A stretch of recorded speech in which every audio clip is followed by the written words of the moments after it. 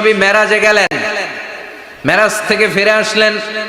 বিশ্বনবী বর্ণনা করলেন, আমি বাইতুল মাকদাস দেখেছি মাঝরাতে, লক্ষাধিক নবীকে নিয়ে নামাজের ইমামতি করেছি, 7 আকাশ দেখেছি, আল্লাহর আরশ দেখেছি, আল্লাহর সাথে কথা বলেছি, আবার ফজরের আগেই মক্কায় ফিরে এসেছি। সবাইকে খাইছে মোহাম্মদের মাথার তার ছিঁড়ে গেছে, নাউজুবিল্লাহ পড়ে। আবু জাহেল, উতবা, সাইবা সবাই মিলে একটা সুযোগ পেল, বললো এতদিন আমরা আবু বকররে বুঝাইতে পারি না, আজকে মোহাম্মদ যে গাঞ্জাখুরি কথা বলে এটা বললে আবু বকররে আমাদের দলে নিয়ে আসা যাবে। সবাই সাইয়েদনা আবু বকরের কাছে যায়, যে বলে আবু বকর জানো নাকি তোমার নবী নতুন কথা আমদানি করেছে? কি বলেছে আমার নবী? তোমার নবী বলে মাঝরাতে বাইতুল মাকদাস গিয়েছে। বাইতুল মাকদাসে তখন দ্রুতগামী ঘোড়া দিয়ে ছুটলেও যেতে লাগে 15 দিন।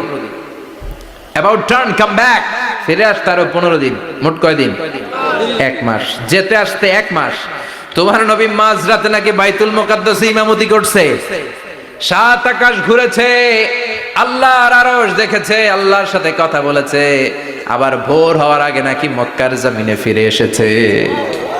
আবু বকর বললেন আসলেই কি আমার নবী এই কথা কইছে?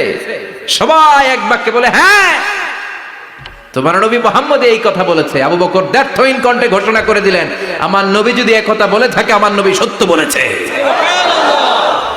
সত্য বলেছে, তিনি কখনো মিথ্যা বলতে পারে? বিশ্বনবী খুশি হয়ে গেলেন, সাইয়েদনা আবু বকরের জন্য দোয়া করে দিলেন, আর বললেন আবু বকর আনতা লাস্তা আবু বকর ফাকাত, আজকে থেকে তুমি শুধু আবু বকর নও, আজকে থেকে তুমি আবু বকর as-সিদ্দিক। সিদ্দিক, সত্য গ্রহণে, সত্য প্রকাশে, সত্য মানার ক্ষেত্রে আপোষহীন, কোনো আপোষ নাই। চিল্লায় এখন ঠিক কিনা?